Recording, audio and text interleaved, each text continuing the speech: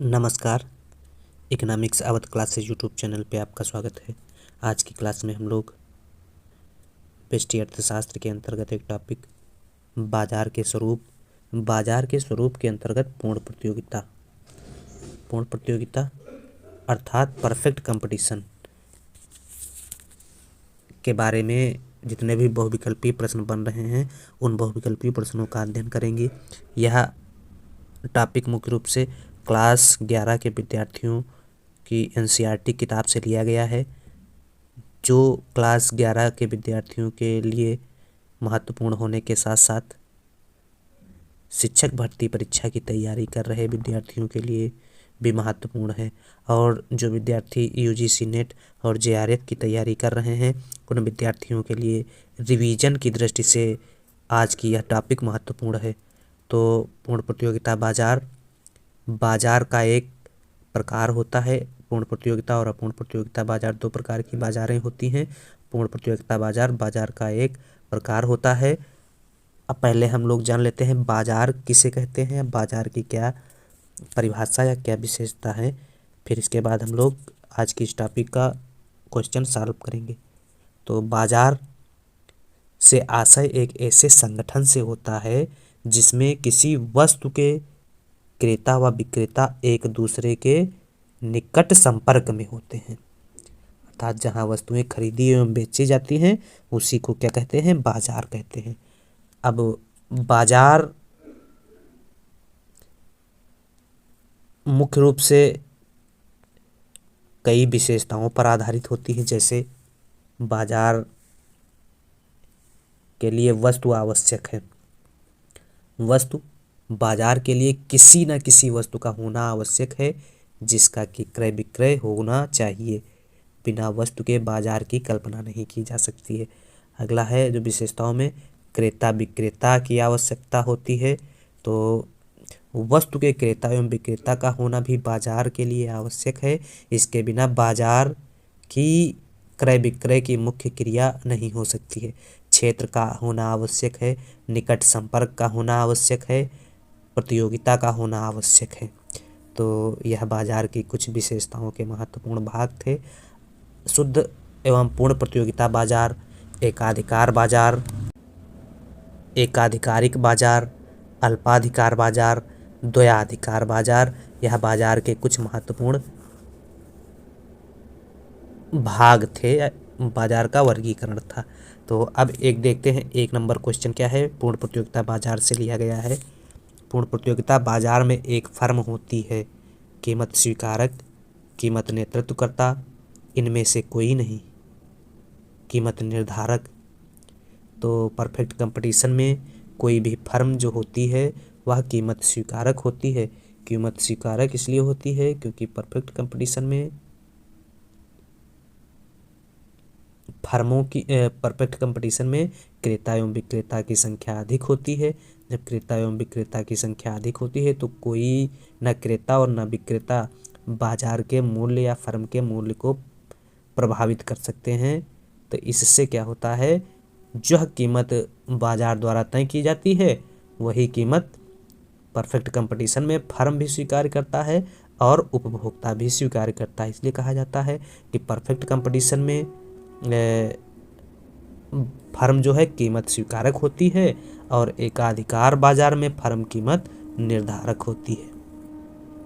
अगर perfect competition की विशेषताओं की बात की जाए तो ऐसे बाजार जिसमें क्रेता विक्रेता की संख्या अधिक होती है तथा विक्रेता द्वारा बेची गई वस्तुएं समरूप होती हैं उसे परफेक्ट कंपटीशन कहा जाता है। रॉबिन्सन परफेक्ट कंपटीशन की परिभाषा देते हुए कहती हैं कि जिस बाजार में फर्मों की मांग वक्र पूर्णतः लोचदार होती है उसे परफेक्ट कंपटीशन कहा जाता है। गिफिन कहते हैं जिस बाजार में मांग की आड़ी लोच अनंत होती है उसे परफेक्ट कंपटीशन कहा जाता है। विशेषताएं क्या क्या हैं परफेक्ट कंपटीशन की, क्रेता एवं विक्रेता, सिंपल विशेषताएं समझ लेते हैं जल्दी में। क्रेता विक्रेता की संख्या अधिक होती है। क्रेता विक्रेता कीमत में किसी प्रकार की वृद्धि या परिवर्तन नहीं कर सकते क्योंकि संख्या अधिक होती है। इस बाजार में कीमत बाजार से निर्धारित होती है।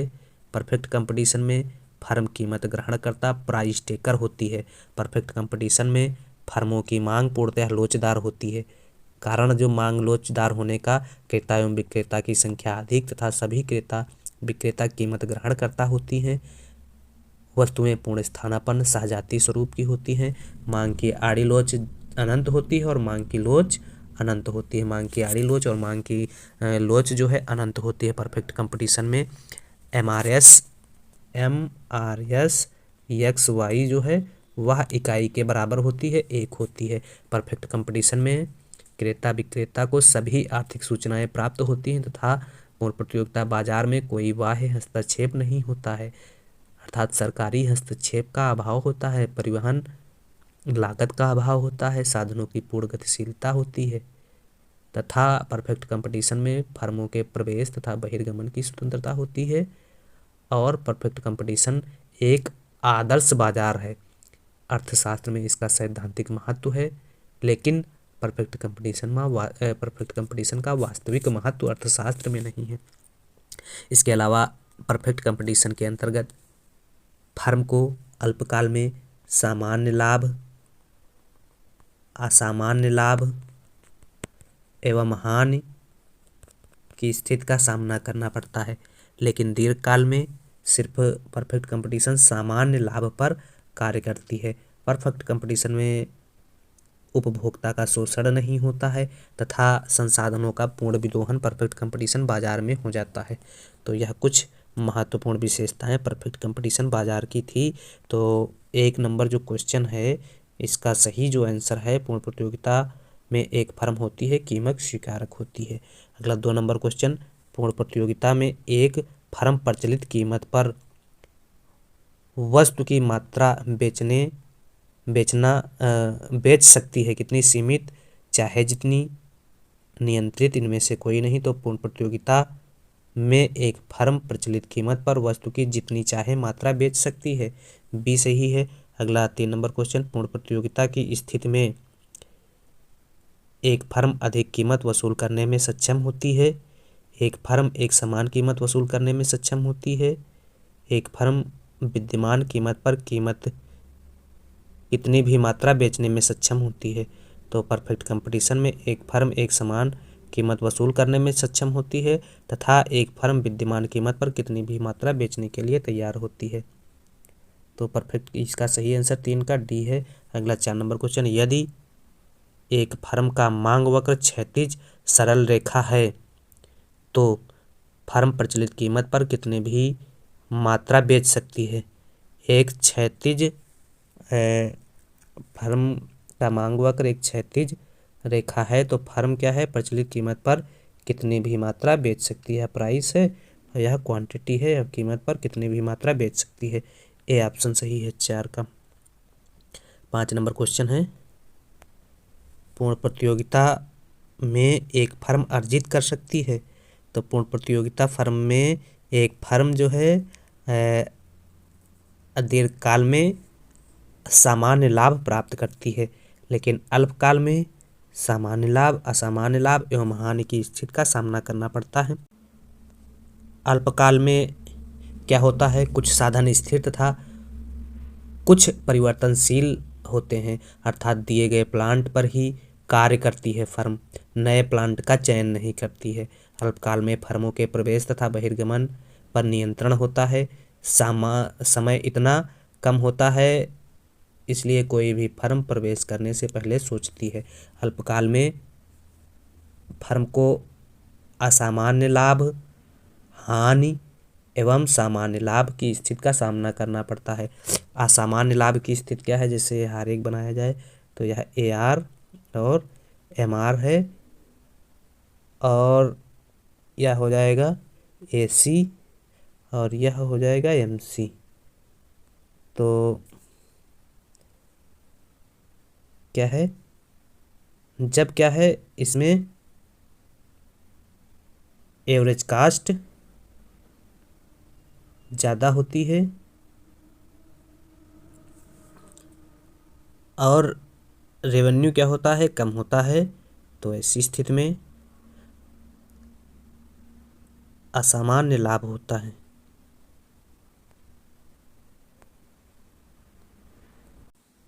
फर्म को असामान्य लाभ कब कब होता है? तो फर्म को जब क्या होता है, राजस्व या कीमत ज़्यादा होती है और लागत कम होती है तो असामान्य लाभ होता है। और जब राजस्व या कीमत कम होती है और लागत ज़्यादा होती है तब हानि की स्थिति होती है। और जब राजस्व या कीमत क्या होती है, लागत के बराबर होती है, तब सामान्य लाभ की स्थिति होती है। तो यह तीनों स्थितियां परफेक्ट कंपटीशन में अल्पकाल में प्राप्त होती हैं। इसके अलावा दीर्घकाल में फर्म अपना उत्पादन विस्तार हेतु नए प्लांट का चयन कर सकती है। फर्मों के प्रवेश एवं बहिर्गमन की स्वतंत्रता होती है।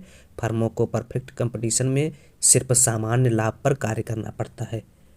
तो फर्म दीर्घकाल में, यह दीर्घकाल का फर्म का संतुलन है जिसमें MC, AC, AR, MR यह सब क्या होती हैं, बराबर होती हैं। और दीर्घकाल में फर्म सामान्य संतुलन पर कार्य करती है। तो 5 नंबर क्वेश्चन का सही आंसर ए है। अगला 6 नंबर क्वेश्चन, पूर्ण प्रतियोगिता के संदर्भ में निम्नलिखित कथनों में से कौन सा कथन सही नहीं है? फर्म का कीमत पर पूर्ण नियंत्रण होता है। फर्म का मांग वक्र क्षैतिज सरल रेखा होता है। प्रवेश एवं बहिर्गमन की स्वतंत्रता होती है। विक्रय लागतों का न होना। तो विक्रय लागत तो परफेक्ट कंपटीशन में होती नहीं है। विक्रय लागत क्योंकि होती हैं एकाधिकारिक एवं अल्पाधिकारिक बाजार में।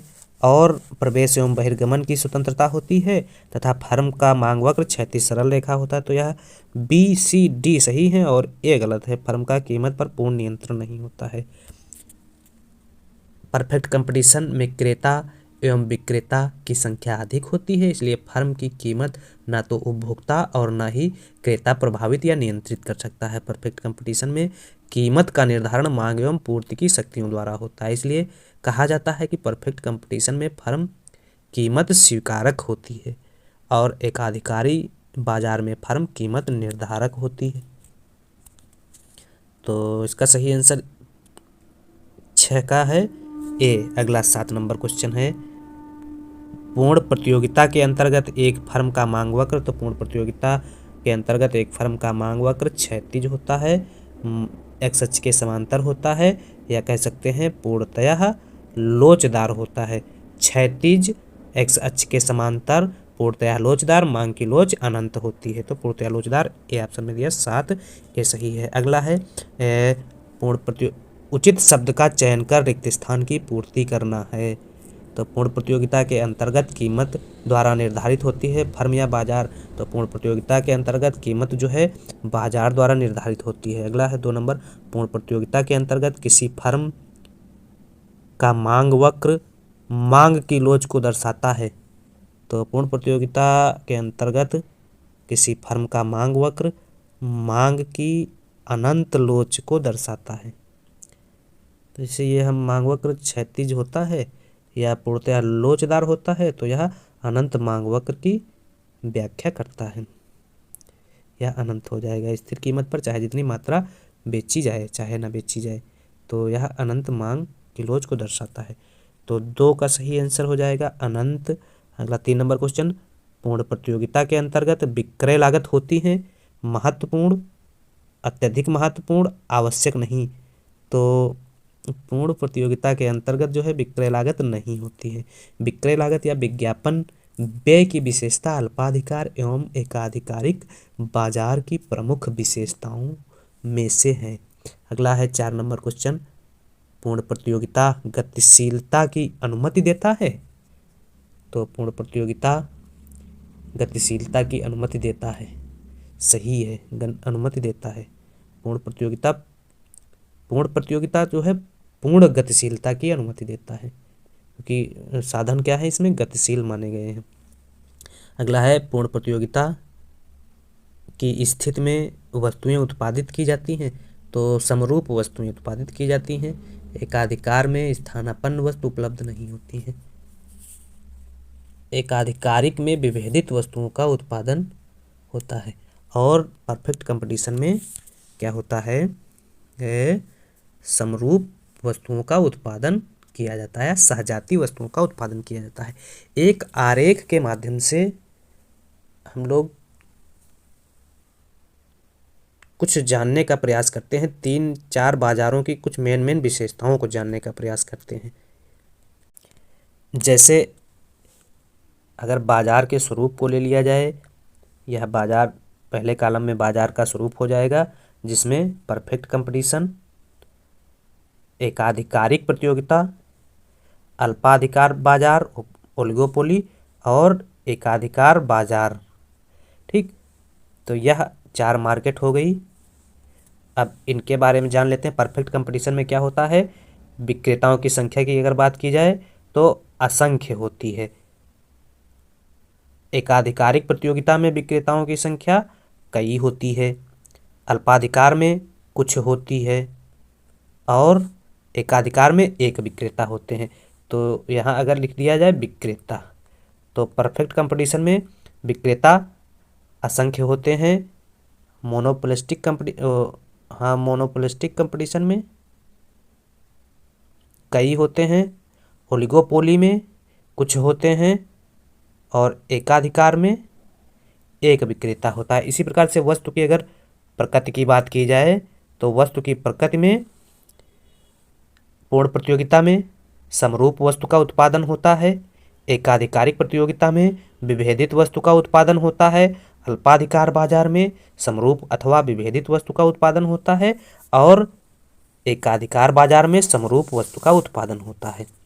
इसी प्रकार से प्रवेश एवं बहिर्गमन की बात की जाए तो पूर्ण प्रतियोगिता में प्रवेश स्वतंत्र होता है, एकाधिकारिक प्रतियोगिता में प्रवेश स्वतंत्र होता है, अल्पाधिकार में प्रतिबंधित, पूर्ण प्रतियोगिता में प्रवेश स्वतंत्र होता है, एकाधिकारिक में स्वतंत्र होता है, अल्पाधिकार में प्रतिबंधित होता है और एकाधिकार में प्रतिबंधित होता है। तो पूर्ण प्रतियोगिता एवं एकाधिकारिक प्रतियोगिता में फर्मों का प्रवेश एवं बहिर्गमन स्वतंत्र होता है, जबकि एकाधिकार एवं अल्पाधिकार में प्रतिबंधित होता है। इसके अलावा एकाधिकारिक प्रतियोगिता में समूह की अवधारणा एवं विक्रय लागत की उपस्थिति भी पाई जाती है।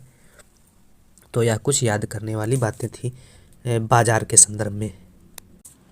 अब आगे है सत्य एवं असत्य कथन की पहचान करनी है। तो ऑप्शन ए, क्वेश्चन ए में क्या है, पूर्ण प्रतियोगिता में फर्म तथा उद्योग में अंतर समाप्त हो जाता है। तो यह कथन है गलत।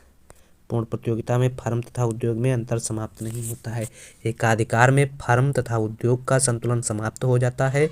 एकाधिकार में फर्म एवं उद्योग के बीच कोई अंतर नहीं होता है। एक फर्म होती है वही उद्योग होती है, एकाधिकार की स्थिति में है, लेकिन पूर्ण प्रतियोगिता में समाप्त नहीं होता है। वस्तु की पूर्ति पर विक्रेता एवं उत्पादक का पूर्ण नियंत्रण होने के कारण पूर्ति वक्र का अभाव एकाधिकार बाजार में पाया जाता है, इसलिए फर्म एवं उद्योग का अंतर एकाधिकार में समाप्त हो जाता है। अब एक महत्वपूर्ण बात समझने वाली है कि फर्म किसे कहते हैं और उद्योग किसे कहते हैं। तो फर्म एवं उद्योग में क्या अंतर है। तो फर्म एक वित्तीय इकाई है जहां उत्पादन का लेखा जोखा होता है, लाभ हानि का लेखा जोखा होता है, उत्पादन का नहीं। तो उसे क्या कहते हैं, फर्म कहते हैं। उत्पादन का लेखा जोखा जो है यह गतिविधि संयंत्र में की जाती है। इसी प्रकार से उद्योग सहजातीय वस्तुएं उत्पादन करने वाले फर्म को या फर्म के समूह को उद्योग कहते हैं। सहजाती वस्तुओं का उत्पादन करने वाले फर्मों के समूह को उद्योग कहा जाता है। और फर्म एक वित्तीय इकाई है जहां उत्पादन का लेखा जोखा होता है, लाभ हानि का लेखा जोखा होता है। लाभ हानि का लेखा जोखा नहीं होता है, सिर्फ उत्पादन का लेखा जोखा होता है फर्म में। तो 1 नंबर क्वेश्चन है गलत। अगला 2 नंबर क्वेश्चन, पूर्ण प्रतियोगी बाजार में विभेदात्मक वस्तु बेची जाती है। गलत है। पूर्ण प्रतियोगी बाजार में समरूप वस्तु बेची जाती है। समरूप वस्तु कैसे, जैसे मान लेते हैं पूर्ण प्रतियोगी बाजार में फर्म पंखा का उत्पादन करती है तो पंखा समरूप वस्तु हो गई, कई फर्में पंखा बना सकती हैं। जबकि एकाधिकारिक बाजार की प्रमुख विशेषता वस्तु विभेद की है। अर्थात एकाधिकार बाजार में वस्तु विभेदात्मक होती है, जबकि कीमत विभेद की स्थिति एकाधिकार बाजार में पाई जाती है। वस्तु विभेद एकाधिकारिक प्रतियोगिता में होती है और कीमत विभेद एकाधिकार बाजार में पाई जाती है। अगला है 3 नंबर क्वेश्चन, क्या है सही है कि गलत है? पूर्ण प्रतियोगिता में समरूप वस्तुएं एक समान कीमत पर बेची जाती हैं। पूर्ण प्रतियोगिता में समरूप वस्तुएं एक समान कीमत पर बेची जाती हैं, सही है। अगला 4 नंबर, पूर्ण प्रतियोगी बाजार के अंतर्गत विक्रय लागतें नहीं पाई जाती हैं, सही। पूर्ण प्रतियोगी बाजार के अंतर्गत विक्रय लागत नहीं पाई जाती हैं, नहीं होती हैं विक्रय लागत परफेक्ट कंपटीशन में। विक्रय लागत अल्पाधिकार एवं एकाधिकार बाजार में पाई जाती हैं। अगला है, पूर्ण प्रतियोगिता के अंतर्गत फर्म का AR वक्र पूर्णतः बेलोचदार होता है। पूर्णतः बेलोचदार नहीं होता है, लोचदार होता है, पूर्णतः लोचदार होता है। यह गलत है 5 नंबर, क्योंकि पूर्ण प्रतियोगिता के अंतर्गत फर्म का AR वक्र पूर्णतः लोचदार होता है, या कह सकते हैं क्षैतिज होता है, या कह सकते हैं एक्स अक्ष के समांतर होता है, या मांग की लोच अनंत होती है। तो 5 नंबर भी गलत है। अगला है, कॉलम फर्स्ट तथा कॉलम सेकंड में दिए गए कथनों के समूह में से सही युग्म के कथन का चयन करना है। अब इसमें क्या है, सही युग्म कौन सा है, इसमें देखना है सही युग्म कौन सा है। बाजार वह कोई भी भौगोलिक क्षेत्र जहां वस्तु खरीदी एवं बेची जाती है। पूर्ण प्रतियोगिता व्यक्तिगत क्रेता एवं विक्रेता का कीमत पर पूर्ण नियंत्रण होना। एक पूर्ण प्रतियोगी फर्म का मांग वक्र एक्स अक्ष के समांतर एक क्षैतिज रेखा, तो यही सी सही हो जाएगा, बाकी गलत है। पूर्ण प्रतियोगिता के अंतर्गत फर्म का मांग वक्र कीमत निर्धारण, ये गलत, सी सही है, सी सही ही है, क्योंकि परफेक्ट कंपटीशन में फर्म का मांग वक्र एक्स अक्ष के समांतर होता है और जो क्षैतिज भी कहा जाता है और पूर्णतः लोचदार वक्र भी कहा जाता है, जिसमें मांग की लोच क्या होती है, अनंत होती है।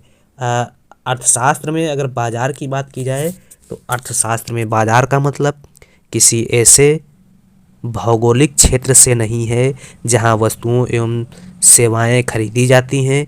इनके बजाय बाजार का अर्थ ऐसी सभी प्रणालियों, सिस्टम अथवा व्यवस्थाओं से है जो क्रेता तथा विक्रेता को एक दूसरे के संपर्क में लाती हैं।